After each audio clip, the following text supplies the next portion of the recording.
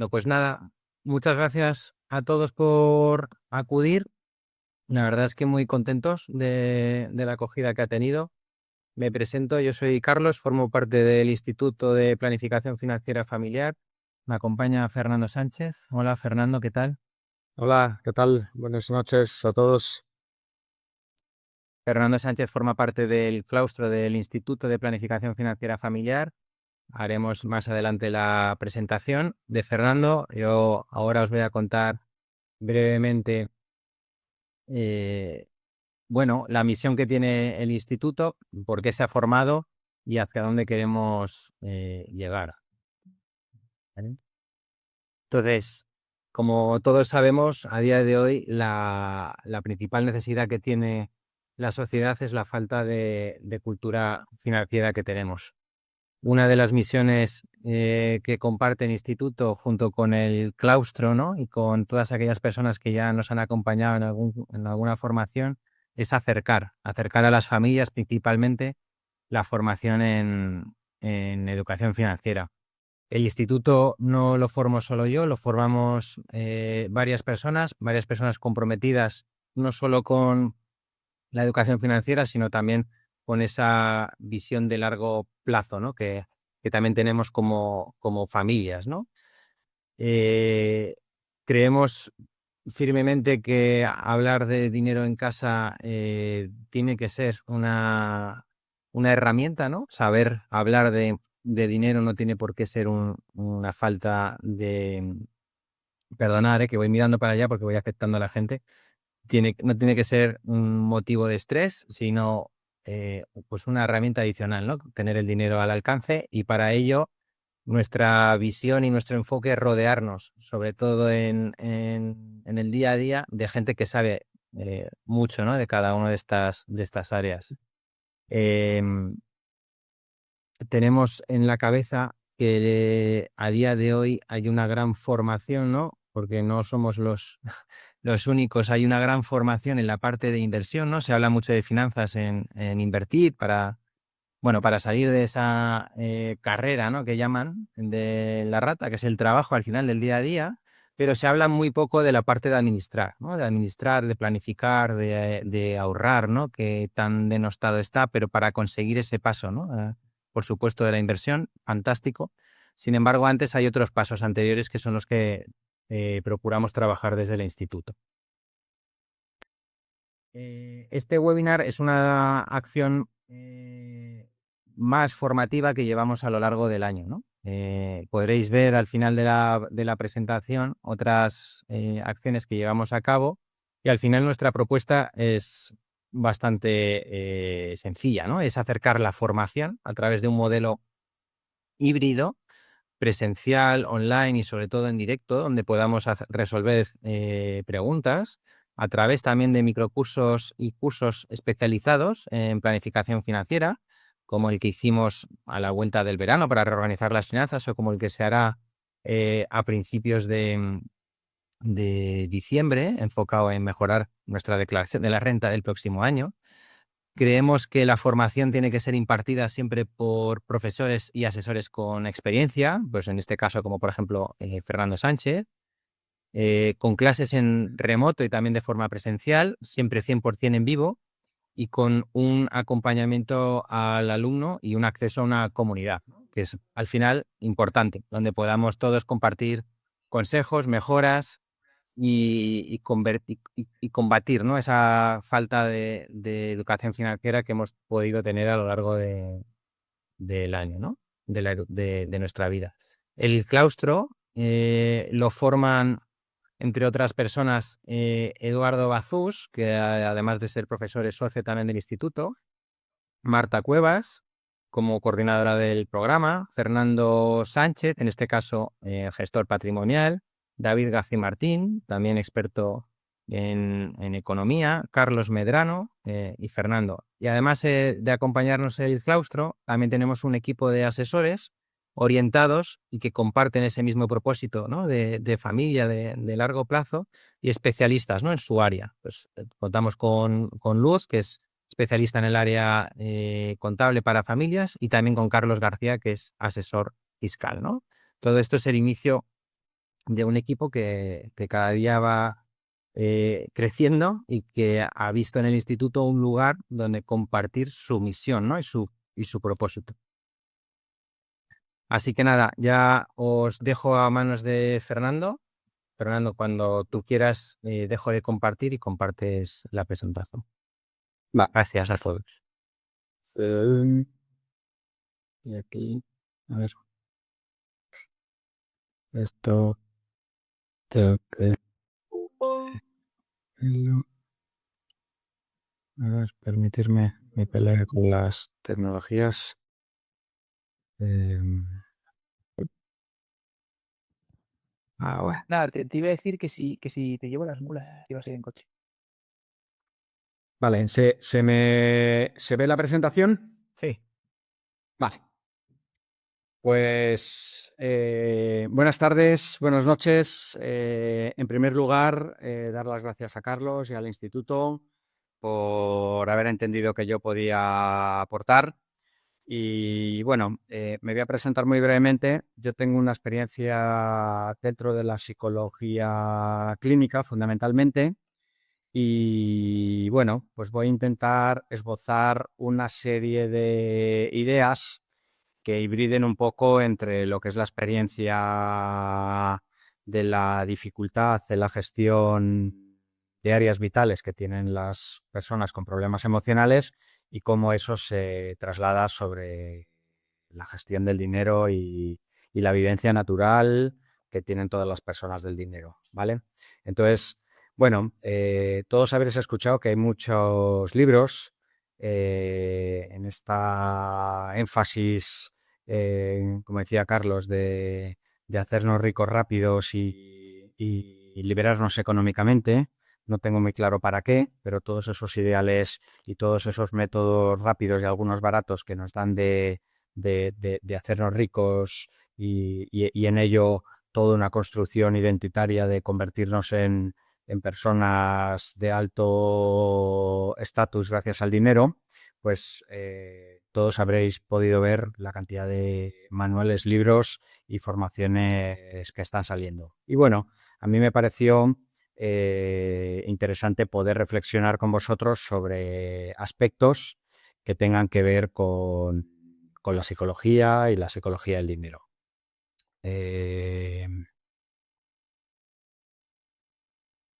Vale. Mi idea es iros lanzando una serie de ideas que nos ayuden a reflexionar y que nos ayuden a poner un poco de foco de cuál es nuestra vivencia y cuál es nuestra relación con el dinero y sobre todo cuál es la manera en que nosotros a través de esa evidencia gestionamos, vivimos y utilizamos el dinero, que al final es lo verdaderamente importante para acabar con unas ideas como muy concretas de cómo es el modo sano de crear una relación dinámica, fluida y progresiva con el dinero. Vale, la primera idea que os voy a lanzar, el psicoanálisis social ha prestado mucho interés en ver cuáles eran las condiciones sociales en el cual se dan los procesos madurativos de los individuos en cada una de las sociedades. Y la sociedad actual la llaman sociedad tipo gran madre, ¿vale? ¿Por qué? Porque una persona hoy dice que reproduce la dinámica con las empresas es parecida a la dinámica que se establece en los estadios diádicos que tiene el bebé con la madre. Me explico. Una persona cuando entra a una empresa, primero tiene un encuadre, tiene un lugar de contención y en ese lugar de contención va a tener un desarrollo, va a tener una identidad y va a tener una seguridad relacionada directamente, fundamentalmente con el dinero, ¿vale? A mí me gusta o me hace gracia incluso cuando ves, por ejemplo, en LinkedIn a todas estas personas que su presentación y promoción es Product Manager. Claro, yo, por ejemplo, que no estoy fuera de una gran empresa y que mi desarrollo personal, profesional va ligado a mi propio proyecto autocreado, claro, a mí una empresa no me valida mi configuración identitaria profesional. Yo no soy product manager ni soy Fernando. Y como Fernando, pues desarrollo una serie de actividades. Pero es muy importante porque el esquema infantil es que a través de la relación con un otro, yo es donde voy a tener la seguridad, voy a tener el aspecto natricio y donde tengo que ser absorbido porque la mirada del otro es la que me valida, ¿vale? Y ellos hacen una comparación que es bastante interesante en el sentido de que el individuo está buscando que sea el otro el que valide su posición profesional, sus actitudes y sobre todo que le nutra a través del dinero en el mundo adulto, ¿vale? Como idea, ¿vale? El dinero no ha sido muy estudiado y no ha sido como una de las dinámicas que ha generado demasiado interés ni para la psicología ni para la psicopatología. Básicamente se ha centrado más en el enfermar y el dinero se ve como una manifestación, o la gestión del dinero, mejor dicho, se ve como una manifestación de cómo se expresa ese enfermar. Pero en sí mismo el dinero no es una variable que se haya interesado. Se conoce un poco, se mira algo el tema de los hábitos de vida y de la calidad de vida. Y ahí sí que es verdad que el ir generando la cultura económica y el ir generando progresivamente riqueza, pues evidentemente es uno de los elementos que dimensionalmente proporcionan calidad de vida. Pero es muy importante entender que el dinero tiene un efecto y tiene un impacto psicológico. Tenerlo y no tenerlo, y sobre todo, el cómo cada uno vive el dinero. Y aquí hay una primera idea que luego vamos a intentar desarrollar, que es el dinero al final no deja de ser papel, como decía, con algunos logos y algunas caras, ¿vale? Pero el dinero tiene algo de psicológico en el sentido de que es un símbolo y es un complejo que ahora vamos a explicar. Es muy importante y yo os invito a que sobre la propuesta o sobre la charla que vamos a tener sobre la psicología del dinero, podáis ir analizando, determinando un poco cómo es mi idea, mi construcción subjetiva del dinero y cómo es mi relación con este complejo que vamos a llamar dinero, ¿vale? Cómo me relaciono con el dinero, qué es el dinero para mí. Si yo os preguntara uno a uno y os dijera qué definición o qué es para vosotros el dinero, veríais que cada uno da una definición distinta, ¿vale? Es decir, las creencias, el histórico emocional y el histórico familiar que a uno le ha transmitido de su propia experiencia emocional con el dinero va a configurar todo un sentido del dinero que es bastante importante a la hora de cómo uno se relaciona y lo gestiona, ¿vale? Y luego, una idea transversal es que, como casi todas las cosas en la vida, la comida, la sexualidad, la calidad de las relaciones, la construcción de la familia, la vocación profesional, el dinero va cambiando según los ciclos madurativos y el nivel de desarrollo madurativo que la persona vaya teniendo, ¿vale? Esto en psicología se llama individuación, que es el proceso en el cual una persona se convierte en individuo, en sí mismo, ¿vale? Y en esto hay una idea que vamos a intentar esbozar al final, que es uno de los elementos que tenemos que conseguir es que el dinero pase por un filtro de planificación. Luego lo vemos. Lo primero, la primera idea que os voy a trasladar, ¿habéis visto la película de Inside Out? Me imagino que la mayoría que tenéis hijos, por lo menos la conocéis, ¿vale? Pues en esta imagen que podéis ver en la película, que intenta reflejar cómo es la construcción interna o cómo es la estructura interna de la mente, el modelo americano del psiquismo, ¿vale? Va teniendo como una serie de isletas, ¿vale? El primero es el de la familia, el segundo es como el del juego, el tercero es el de, lo llama monillo, ¿vale? Entonces son como, eso en psicología se llaman complejos. Una definición de complejo es una red de asociaciones, ¿vale?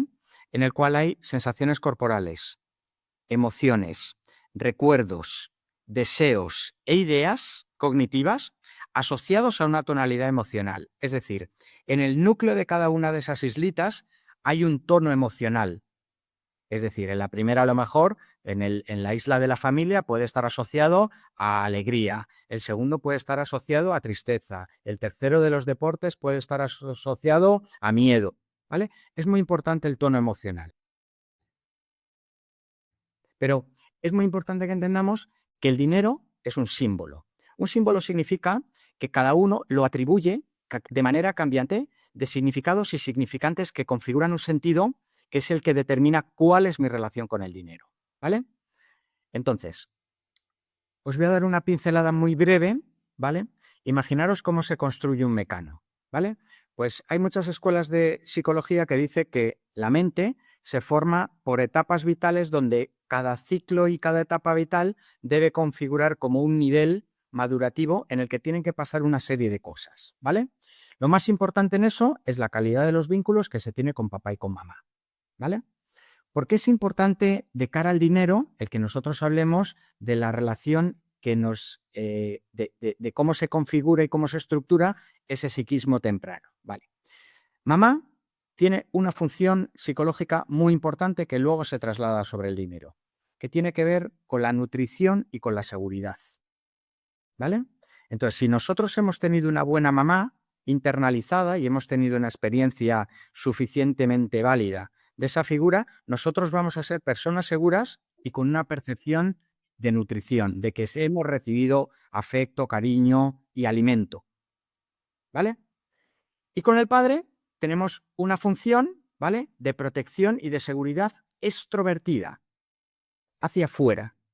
El padre cumple la función de regular algunas formas de instinto y sobre todo nos coloca en una posición de seguridad extrovertida. ¿Vale? Esto es muy importante, ¿vale?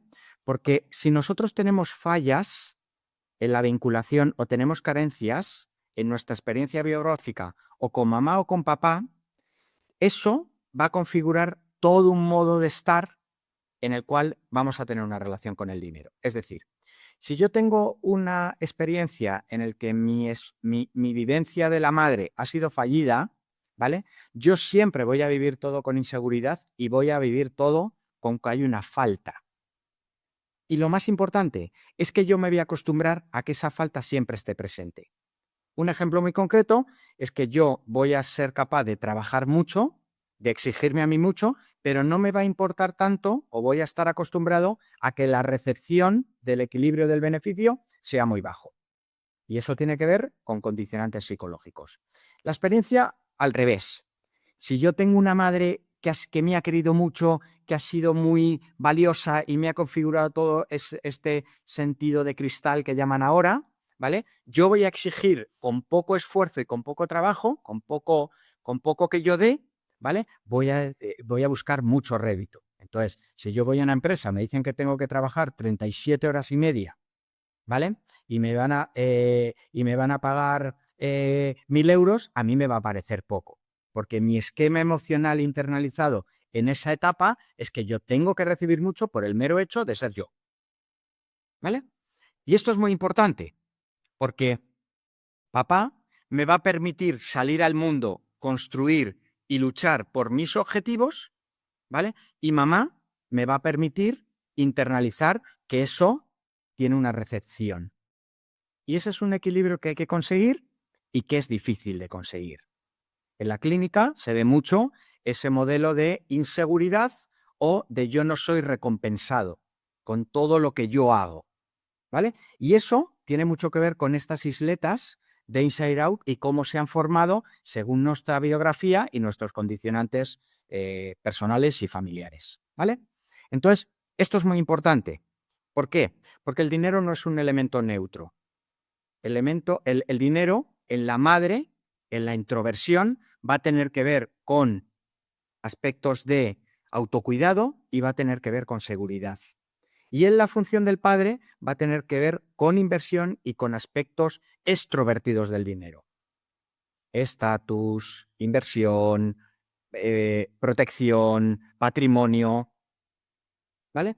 Y nuestra relación biográfica con esos dos elementos va a determinar cómo nosotros vivimos y hacemos uso del dinero según nuestra configuración. Si queréis, luego lo desarrollemos un poquito, ¿vale? Entonces, el dinero y la posición sana del dinero es que tenemos que jugar a un equilibrio. Si nosotros tuviéramos, nadie lo tiene, pero si tuviéramos más o menos estructurado estas dos funciones que son como la base, el pilar en los cimientos naturales a nivel emocional de cómo vamos a desarrollarnos en el mundo en nuestra función introvertida y en nuestra función extrovertida, tendríamos que jugar al 50-50. Es decir, con nosotros mismos tiene que estar equilibrado lo que nosotros damos y recibimos. Porque ese equilibrio va a ser absolutamente necesario y absolutamente fundamental para que nosotros podamos hacer un buen balance entre lo que generamos y lo que gastamos. Si yo solo tengo función paterna, voy a ser muy dador, voy a ser muy gastador. Y si no lo tengo equilibrado, pues evidentemente el dinero va a entrar y va a salir sin ningún tipo de equilibrio. Si yo solo tengo madre, voy a estar esperando a que el mundo me deba y me dé lo que me debe. Pero yo no voy a tener ese equilibrio natural entre el gasto y la recepción, que en este caso sería el ahorro. También muy importante, ¿vale? Nosotros el dinero lo usamos fundamentalmente para dos cosas. Una que tenga que ver con la seguridad y con todos los aspectos de autocuidado de uno mismo y de nuestros seres queridos, y en la función extrovertida hay que ver, ¿vale?, para qué se usa. Puede ser por estatus, puede ser por marca, puede ser por seguridad, puede ser para hacer inversión, ¿vale? Pero eso tiene que ver dinero que sale hacia afuera, ¿vale? Y esto está muy configurado por estos eslabones o estos elementos de cómo se ha configurado nuestro propio sentido de nosotros mismos a través de nuestras experiencias relacionales, fundamentalmente en la familia, con papá y con mamá, ¿vale? Una cosa que no he dicho, para que no sea un monólogo, si cualquier persona necesita preguntar, cuestionar o amplificar algún concepto, por favor, pararme y los vemos, ¿vale? Eso es algunos aspectos relevantes que nos puede decir la psicología clásica, ¿vale? Sabéis que ahora hay toda una ola de conocimiento y de moda que tiene que ver con todo la neurociencia, y la neurociencia también, de alguna manera transversal, se ha dedicado a algo que nos podría interesar para nuestra psicología del dinero, que es el neuromarketing, ¿vale?, y el neuromanagement, especialmente el empresarial, ¿vale? Esto nos dice algunos elementos que yo creo que nos tienen que hacer cuestionar. Lo primero es que nosotros, transversalmente y a la vez, estamos funcionando en 3 niveles cerebrales, ¿vale? Los conocéis: el modelo de MacLean, el modelo reptiliano, el modelo límbico y el modelo neocórtex. Muy importante. Este modelo va de menos a más.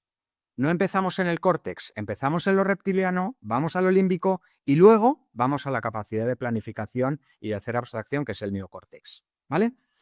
El neuromarketing, y esto es una de las cosas que a mí me fascinó, ¿vale?, dice que cuando una decisión que nosotros a nivel yo nos atribuimos, ¿vale?, y hacemos reconocimiento a nivel neocórtex, planificación, autoatribución, esa decisión se ha tomado a nivel límbico un segundo antes, lo cual cuestiona nuestra idea de libre albedrío y libertad, pero no entramos en eso, ¿vale? Es decir, las decisiones se toman en el cerebro un poquito menos de un segundo antes de que nosotros seamos conscientes de que ya se ha producido. Y una cosa muy importante es que la mayoría de las elecciones que nosotros hacemos, ¿vale?, no son racionales, son emocionales. Son emocionales. Es decir, la mayoría de las decisiones que nosotros tomamos respecto a muchas áreas de la vida, también el dinero, son emocionales. Y hay muchos factores que están influyendo en cómo nosotros gestionamos, planificamos las compras, el dinero y para qué sirve o para qué decidimos que sirve, ¿vale? Entonces, factores como el estrés, cortisol intracelular, cansancio, ¿vale?, desvitalización energética y estados emocionales desregulados, ¿vale?, van haciendo que nuestra propia posición, acordaros de la isleta, la gasolina que mueve la isla, en ese caso del dinero, la mueven emociones, ¿vale? Solo cuando uno está muy tranquilo, en un nivel de descanso y en un nivel de actividad alto, es cuando tenemos la serenidad emocional para que todo se esté filtrado por el lóbulo frontal y por el neocórtex, ¿vale? Y esto es muy importante. Y luego hay otra idea que nos dice la neurociencia que se llaman automatismos y heurísticos, ¿vale? El cerebro funciona por energía, por electricidad. Y lo que hace el cerebro es optimizar energía creando patrones automáticos. Algunos son funcionales, es decir, esto que llaman los hábitos, ¿vale? Yo me acostumbro a levantarme a las 7 de la mañana, ¿vale? Y el cerebro como si lo programáramos, patroniza que nuestra hora de despertar y de regular los biorritmos es a las 7 de la mañana y ya no gasta energía, porque ya lo tiene programado, ¿vale? Y heurísticos son atajos mentales, que son silogismos, analogías lógicas muy rápidas, que lo que hace es rápidamente tomar decisiones sin toda la elaboración consciente. Es como si hiciéramos digestiones de muchos datos, ¿vale? Sin gastar energía para la digestión. Vale, pues esto es lo que hace el cerebro. Esto es bastante importante porque configura a la vez 3 tipos de comprador y sobre todo 3 tipos de toma de decisiones respecto al dinero y a las compras que además se dan en las mismas, en distintos momentos en una misma persona, ¿vale? Y tiene que ver con este modelo de los 3 cerebros, ¿vale? Hay decisiones o hay compradores que son racionales y cognitivas, ¿vale? Se analiza la información, se mira cuáles son los segmentos y luego, desde la comparación, se planifica cuál es el elemento o cuál es el destino o cuál es la compra que decidimos que hay que hacer, ¿vale?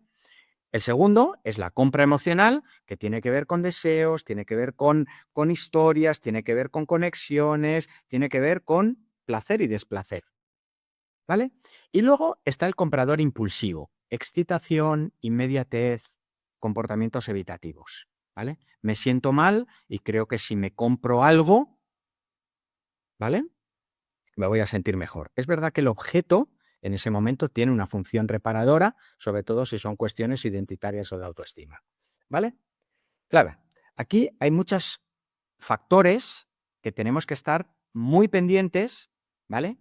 Porque estamos viendo que el dinero como símbolo tiene que ver mucho con la subjetivización y con la construcción que nosotros hemos hecho desde muy pequeños, ¿vale? Con la transmisión de información, con la biografía emocional, con la cultura emocional y lo que yo he visto que se ha hecho en mi casa con el dinero, ¿vale? Estamos viendo que estamos en una sociedad, ¿vale?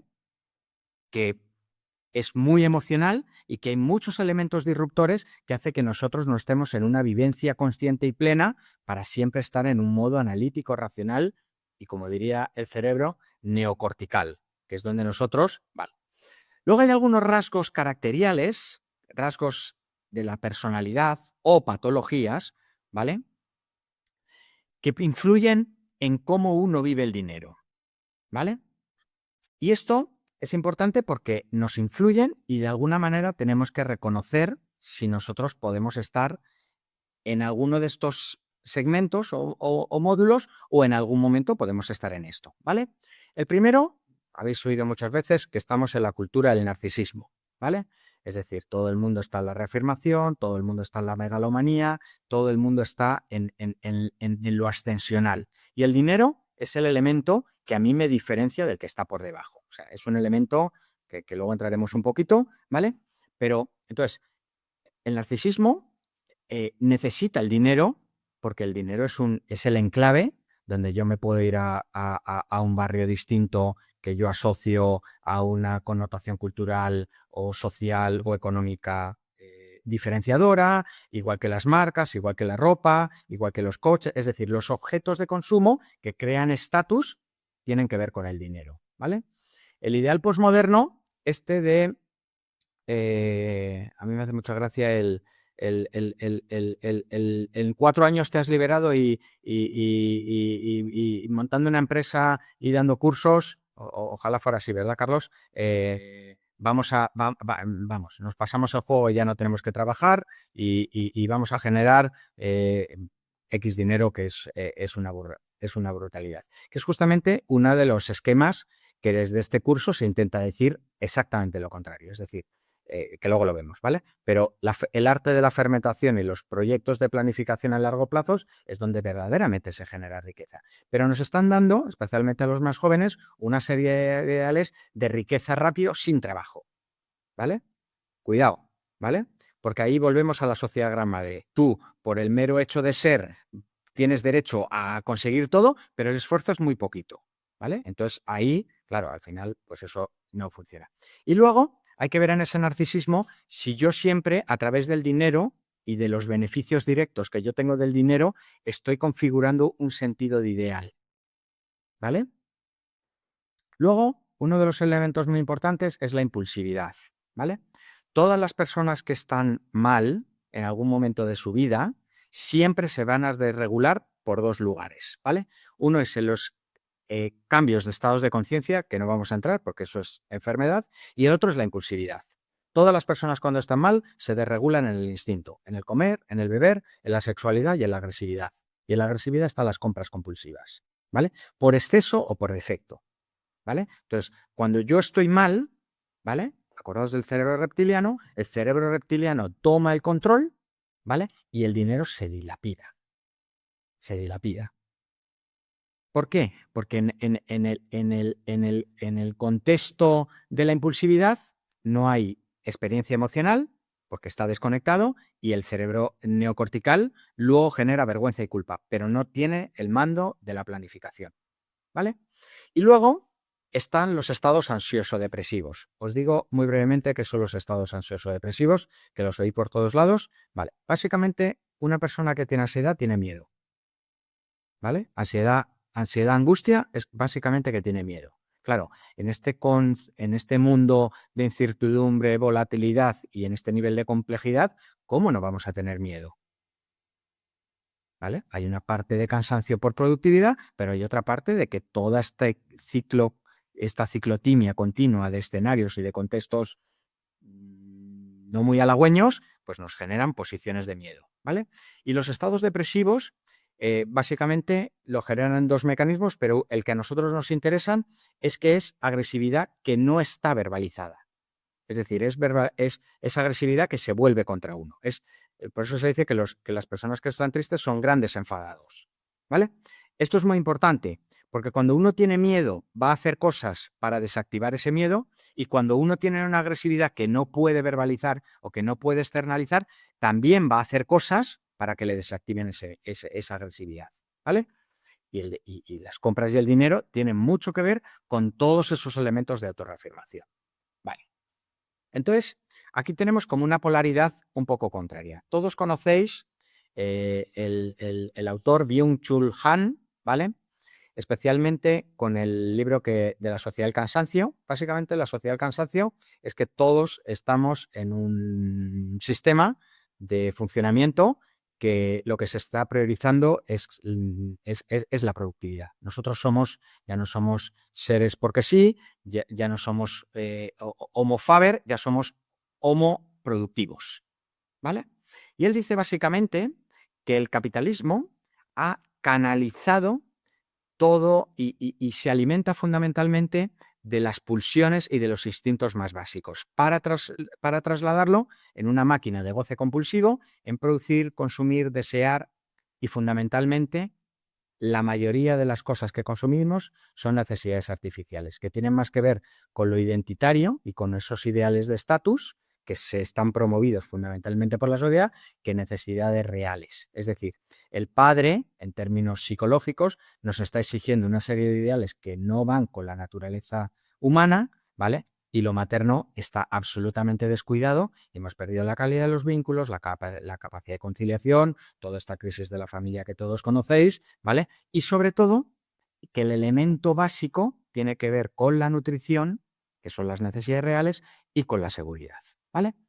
Entonces, el capitalismo básicamente se alimenta de lo más instintivo, de que nosotros estemos todo el rato desregulados, ¿vale? En nuestra forma más instintivos y trasladándolo en productividad, consumo y repetición. Y es un ciclo como el de la ratita, ¿vale? Producimos, consumimos, tenemos un goce inmediato y volvemos a la repetición, ¿vale? ¿Por qué pongo este contexto? ¿Vale? Hay una variable individual y hay una variable colectiva, en el sentido de que el arte de ir creando riqueza, ¿vale? tiene que ver con algunos patrones que no son los que el contexto naturalmente nos está diciendo, que es lo que tenemos que hacer. Entonces, planificar, generar riqueza y construir todo un escenario de sostenibilidad es un poco anticultural en este momento, ¿vale? Hay otra variable que a mí me parece importante que cuestionemos, ¿vale? Si nosotros somos más del principio de realidad o somos más del principio de ideales, ¿vale?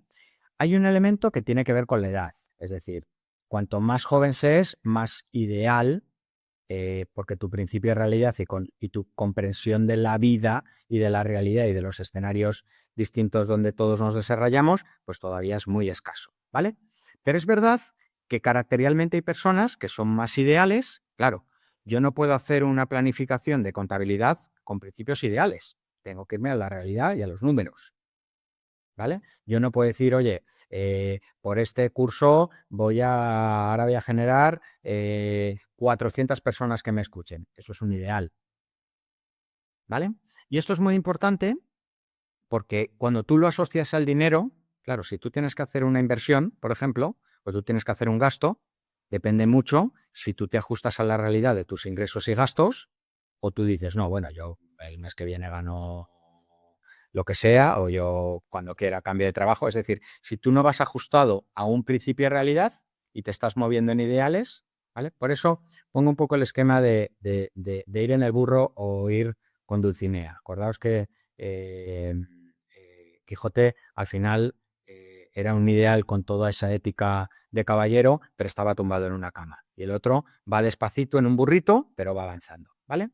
Y esto volvemos a lo mismo, ¿vale? Hay que intentar localizar cómo está configurado básicamente mi estructura, mis dos pilares, la mamá y la papá, ¿vale? ¿Por qué? Porque según cuál es mi núcleo de seguridad, voy a tender más a gastar sobre mi vínculo de seguridad. La madre tiene que ver, como os he dicho, con elementos de seguridad y de nutrición. Y sobre todo en la cultura de la introversión. Es decir, nos va a dar igual qué me dice la sociedad, yo no necesito nada de exposición y todos los códigos sociales y culturales me van a dar igual. En el elemento del padre y mi relación con el padre va a configurar todo un sentido de cuál es mi posición relacional respecto a toda esa normatividad, los valores sociales, la cultura y cómo necesito yo participar relacionalmente con la extroversión. Vale. Muy importante. Como es un instituto de planificación financiera para las familias, ¿vale? La psicología tiene una cosa bastante importante que decirnos a este respecto, ¿vale? Hay un autor que dice que la familia es el tercero no dado. Es decir, la familia no es 1 más 1. Es una cosa que sale del 1 más 1 que forma un nosotros. Y esto se tiene que construir, porque hay muchas familias, y fundamentalmente ahora hay todos estos nuevos marcos de crianza y todo este ataque que no vamos a entrar, ¿vale? Pero es muy importante que entendamos que al final, cuando nosotros hemos configurado un nosotros, es decir, un equipo, ¿vale? Toda la economía se sostiene sobre el propio sistema, no sobre las necesidades individuales del sistema, aunque entendamos que hay que cubrir necesidades individuales, ¿vale? No es lo tuyo, lo mío, lo que tú necesitas y lo que yo necesito, ¿vale? ¿Por qué? Porque el dinero es un elemento de unión cuando todo entra en el caldero y hay una economía familiar, y es un elemento de absoluta desunión, ¿vale? Sobre los lazos y la calidad y la fortaleza de los vínculos cuando no está construido en nosotros, ¿vale? Esto que parece una idea como muy obvia, pues ojalá fuera tan obvia, porque en España la media de divorcios con hijos es de 6 años de media. Los matrimonios duran 6 años de media. O sea, que esta idea no está tan solidificada y no es tan fácil de llevar a cabo, ¿vale? Esto es muy importante, porque el dinero, en ese concepto de nosotros, a mí me lo explicó un profesor, básicamente con la idea de un caldero. Es decir, todo el mundo echa en el caldero lo que tiene y recibe del caldero en la participación del equilibrio del nosotros, no de lo que yo necesito, ¿vale? Y es muy importante porque si yo tuviera que asesorar concretamente desde la psicología de una familia respecto al dinero, lo primero que haría es ver cómo está configurado todo su propio sistema en términos de que cada uno forma una pertenencia y un nosotros, ¿vale? Muy importante, ideas concretas, ¿vale? Es muy importante con el dinero, y como con casi todo, ¿vale? Pero con el dinero es importante tener un plan, tener una planificación, es decir, tener objetivos financieros, ¿vale? Y tener como una hoja de ruta, ¿vale? De cómo se van a conseguir esos objetivos. Claro, esto va en contra del cerebro reptiliano, que nos va a decir, tengo un impulso, pues me lo como, me lo bebo o me lo compro, ¿vale? Y es que estaba mal, pues necesitaba unos zapatos. Bien, no está ni bien ni mal, pero cuando tú tienes un plan, tienes más contramuros y tienes más cortafuegos para que tú puedas seguir el plan dentro de que hay una flexibilidad natural como se entiende, ¿vale? Luego sabemos que hay muchas decisiones, ¿vale? Que parece que nos empoderamos y nos reafirmamos que tomamos nosotros, pero se toman, ¿vale? Sabemos que el estrés, el cansancio, las incidencias de situaciones y estados emocionales condicionan nuestra toma de decisiones, ¿vale? Por eso, cuando nosotros vamos a un centro comercial, nos ponen esas luces, esos colores, esa música, nos cambian los productos del lugar para que cambiemos nuestro circuito de hábitos. Es decir, todo esto está estudiadísimo, ¿vale? ¿Por qué? Porque el sistema límbico tiene que estar hiperactivado y tiene que desactivar el lóbulo frontal. Entonces, la idea es, nosotros tenemos que ir hacia la planificación. Y la planificación solo se hace en un contexto comunicativo, en un contexto de seguridad y en un contexto de calma, ¿vale? Entonces, es muy importante para que nosotros podamos tener una planificación, identificar cómo estamos. ¿Cómo estamos? Porque a lo mejor yo no puedo hacer una planificación si estoy cansado, estoy triste, estoy enfadado o me duele la cabeza, como sale la de la foto, ¿vale? Es muy importante en esa planificación, ¿vale? Y en eso también pedir ayuda o pedir asesoramiento de personas de nuestro entorno, que sean decisiones a corto, a medio y a largo plazo. Lo más importante de la planificación es que uno solo va a ser coherente y sostenible en el tiempo si en esa toma de decisión hay un reconocimiento de aspectos genuinos.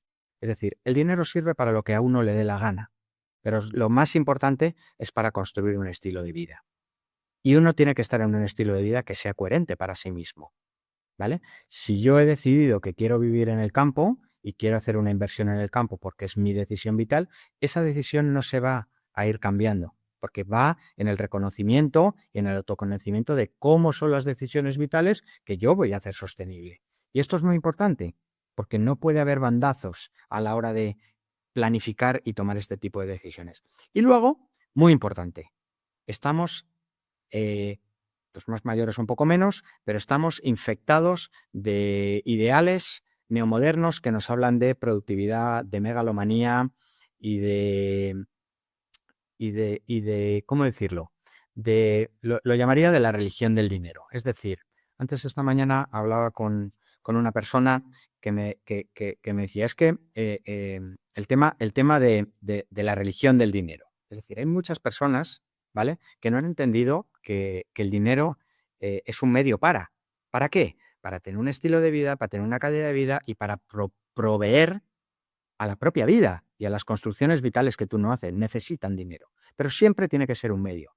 Hay un refrán español que dice, el dinero tiene que estar en el bolsillo y no en la cabeza, ¿vale? Y esto es muy importante porque cuando uno está activado en el complejo, y esta información de que el dinero te va a convertir en un superhombre, en un Shaolin, no. Es decir, el dinero es un medio que te permite tener una calidad de vida y tomar una serie de decisiones con un poco más de libertad porque tienes más margen de elección, pero no configura quién eres y no te cambia quién eres ni en positivo ni en negativo, ¿vale? Pero es muy importante que entendamos que mucha gente, ¿vale?, que cuando en otro de los contextos culturales que vivimos, que no tienen referencias trascendentes, la familia, el Estado y sobre todo Dios ha sido amputado de Occidente, pues evidentemente la religión del dinero y la megalomanía implícita en la conquista del dinero es el contexto donde nos están diciendo que vamos a tener toda nuestra vida de autodesarrollo. Y es mentira, enferma. Entonces, como ideas básicas, ¿vale?, y como conclusiones, yo diría, cuando hice esta presentación, puse una foto de un río, porque hay una metáfora judía que dice que generar riqueza es como un río, ¿vale? Hay momentos del río que el caudal es muy amplio, hay momentos del río que el caudal es muy estrecho, hay incluso algún momento que puede estar seco, ¿vale? Pero lo interesante es que el río siempre vaya fluyendo, siempre vaya por su propio surco. Y así es como se genera riqueza, ¿vale? No importa que el dinero, como energía y como complejo, tenga variabilidad. De hecho, lo va a tener, ¿vale? Lo importante es que haya una hoja de ruta donde el dinero se ponga al servicio de que tú construyas y amplifiques tus decisiones vitales basadas en el reconocimiento progresivo de lo que uno es o de lo que uno siente naturalmente que tiene que hacer. ¿Es formar una familia? Formar una familia. ¿Es hacer una inversión? Hacer una inversión. Pero la riqueza por la riqueza, que es muy posmoderna, es una falacia. Es una falacia. Y a mí me gusta una tradición antigua, como puede ser el judaísmo, que nos dice la idea del río. Hay que generar riqueza en la medida, ¿vale? Y saber, como los agricultores, que este año puede haber una buena cosecha y el año que viene no tiene que haber. Y eso no significa que no tengas riqueza.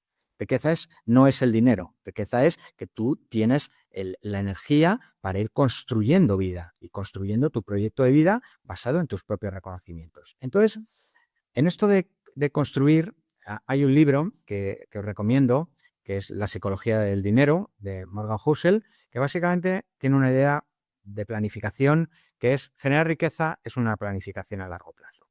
Y no te vas a equivocar a largo plazo si tú asumes compromisos que tú sientes que son de corazón y son verdaderamente genuinos, ¿vale? Y eso, en una cultura donde la gente se está quedando inmadura y toda la patología que la gente va desarrollando es identitaria, es decir, no sabe quiénes son, cuáles son los valores y cuáles son las decisiones vitales que uno naturalmente tiene que tomar, pues evidentemente por eso aparecen todos estos magos y estas ideas culturales que son falaces y son espejos, ¿vale? Entonces lo primero es que hay que construir un estilo de vida. A la hora de cuál es la elección de personas, de parejas que tú decides que quieres que te acompañen. La segunda es cuáles son los oficios y cuáles son las vocaciones donde tú quieres construir desarrollo, ¿vale? Y sobre eso vas montando toda una planificación, ¿vale? En el cual tú haces inversiones y generas beneficios y ganancias, ¿vale? Muy importante. También con la riqueza es muy importante construir y definir vocación. Hoy estamos en una cultura que el trabajo no importa. Importa ganar dinero en cualquier trabajo. Yo lo escucho mucho en consulta, es decir, si es que a mí me da igual trabajar en el Mercadona que en Silicon Valley.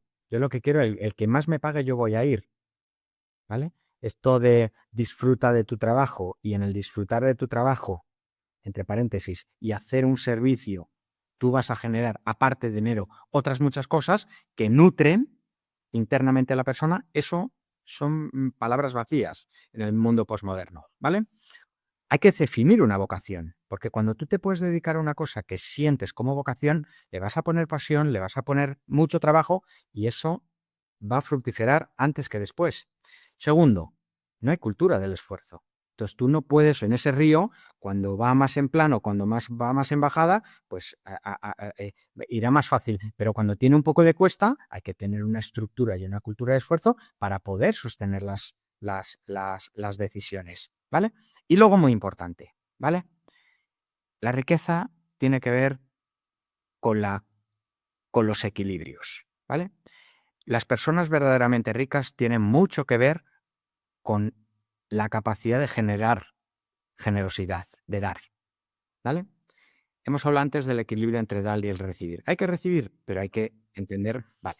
Y luego, muy importante, hay que estar abiertos a la incertidumbre de la vida. Es decir, hay una planificación, pero la planificación es un mapa de orientación como brújula de hacia dónde vamos. Pero evidentemente en las planificaciones van a surgir incertidumbres, la caldera siempre se rompe en el peor momento, el coche nos deja tirados, ¿vale? Y la cuota del... Es decir, esto es así, ¿vale? Pero hay que entender, el arte de fermentar es tener una orientación donde uno sienta que todo lo que va construyendo va orientado. Y esa es un poco la propuesta. Muchísimas gracias. Espero que os haya servido, os haya invitado a reflexionar y podemos hablarlo, debatirlo o amplificar lo que necesitéis. Muchas gracias. Enhorabuena, Fernando. Qué maravilla, qué magistral, qué forma de explicar conceptos tan complejos de forma tan sencilla. Pues mira, salvo que alguien quiera abrir el micro y hacer alguna pregunta, te lanzo una que tengo ya aquí. Hay un par escritas. Una de Eduardo. Dice, ¿cómo podemos controlar el cerebro reutilizando o las compras impulsivas? Dejando reposar las decisiones algún día. ¿Otros trucos? En psicología se dice que cuando aparece el síntoma es porque debajo del síntoma hay una anomalía. Imaginaos que vais en el coche, ¿vale? Y os aparece una luz, ¿vale? Pues esa luz en el panel de control lo que nos está diciendo es que hay algo en el motor que está mal, ¿vale? Pues cuando nosotros estemos viendo que estamos comiendo de más, o no estamos durmiendo, o no estamos más enfadados, o estamos bebiendo de más, ¿vale? O estamos haciendo compras compulsivas, ¿vale? Lo que nos está diciendo es que hay algo de nosotros que tenemos que mirar. Mira, fijaros si es así, que a los médicos, cuando salen de las urgencias, les dicen, cuando han estado de guardia, se les dice que guarden la tarjeta de crédito, ¿vale? Porque como vienen tan cansados, ¿vale? Es muy fácil que hagan compras compulsivas. Es decir, cuando uno no tiene energía o está en un momento concreto, la tarjeta de crédito es un peligro, porque no va filtrado por la planificación, que es el lóbulo frontal. Entonces, ¿cuál es el mejor elemento preventivo? Reconocer que a lo mejor uno está viéndose afectado por situaciones emocionales y reconocer y validar que le está pasando. ¿Por qué? Porque si no, va a comer más, va a comprar más y es, ¿qué te pasa? No, no, yo estoy bien. No, no estás bien. Entonces, el dinero se incorpora en que es un elemento dimensional más de la globalidad de la persona. Entonces, si tú vas reconociendo tus propios estados, no te vas a desregular tanto desde el instinto. Si le puedes poner afecto, oye, estoy triste, porque me ha pasado esto y estoy triste, ¿vale? Ahí ya le estás poniendo cognición. Y entonces le estás poniendo cognición y le estás quitando instinto, estás quitando impulsividad. Sería un poco más o menos así. Vale, y una pregunta adicional de Maribel, ¿cómo lograr convencer a los hijos de que no hay dinero fácil con la influencia que tienen en las redes sociales? Bueno, yo creo que estamos en un espacio de educación, ¿vale? Y da igual la edad, esto hay que educarlo. Es decir, el mundo es una contingencia entre lo que das y lo que recibes, ¿vale? Y las familias y el contexto de las familias, especialmente los padres, tienen la responsabilidad de enseñar esto. La única, tiene muchas, ¿vale? Pero una de las misiones o de las funciones principales que tenemos los padres es fundamentalmente darles las herramientas para que ellos puedan hacer el mundo accesible e interpretarlo. Entonces, según las edades, las familias tienen que ser espacios donde reproduzcan de alguna manera las dinámicas que luego van a encontrar fuera. Entonces, por eso los niños tienen que tener responsabilidades, por eso los niños tienen que entrar en la contingencia de ganancias sobre el esfuerzo. Y eso se educa a cualquier edad. Entonces, ¿cómo se convence a los niños? A los niños se les convence. Son cabezotas y son egoístas y los padres tenemos derechos y ellos ninguno. Pero sí que hay un marco de convivencia donde se van creando dinámicas normativas que van modulando, que se creen hábitos y herramientas que luego les sirvan para interpretar qué es lo que les va a pasar fuera de casa. Vale, la última y cerramos, si te parece, Fernando, de Rosa. ¿Cuál es la mejor forma de gestionar los ingresos de la pareja, ingresos y gastos, para evitar que surjan tensiones? Bueno, eso es difícil. Yo creo que lo primero, o sea, si nos vamos al marco de la planificación, ¿vale? Yo creo que lo primero es que las decisiones difíciles o las conversaciones difíciles, uno, tienen que hacerse en un contexto de calma, ¿vale? Es decir, en momentos que las personas, digamos, este es un buen momento para que abordemos esto, no cuando uno llega cansado o a las 7 de la mañana o cuando lo que sea, ¿vale? Y luego entender que, como decía Churchill, todas las guerras acaban en una mesa de negociación. Es decir, el arte de pactar es el arte de convivir con tus seres queridos, pero que no son ni similares a ti. Entonces, comunicar y básicamente sobre algunos aspectos conflictivos o dispares, pues crear el consenso no es la parte media, pero es yo cedo en esto y tú cedes en lo otro, y al final entendemos que en el nosotros no va tanto de que gane yo o gane tú, o gane tu modelo o gane mi modelo, sino que el nosotros está por encima de todo eso. Y hay decisiones que no hay ganancia, hay el propio beneficio del sistema. Pero la clave es la comunicación y que se pueda comunicar en estados donde las dos personas estén en un nivel de energía alto y en un estado emocional muy aquietado y muy calmado. Perfecto, Fernando, muchas gracias. Comparto la pantalla para que tengáis acceso, que también lo mandaremos por correo, pues por haber acudido al webinar tenéis acceso ya a la comunidad de WhatsApp como alumni. Que sepáis que el próximo 5 de noviembre hacemos el primer Congreso de Planificación Financiera Familiar en Madrid y tendremos también pues un par de formaciones más en noviembre y diciembre. Os lo mandaremos por correo y nada, daros las gracias de nuevo a todos, a ti en especial, Fernando, por tu tiempo, porque la verdad es que ha sido una maravilla. Muchas gracias. Vosotros, un placer. Vale, adiós. Hola.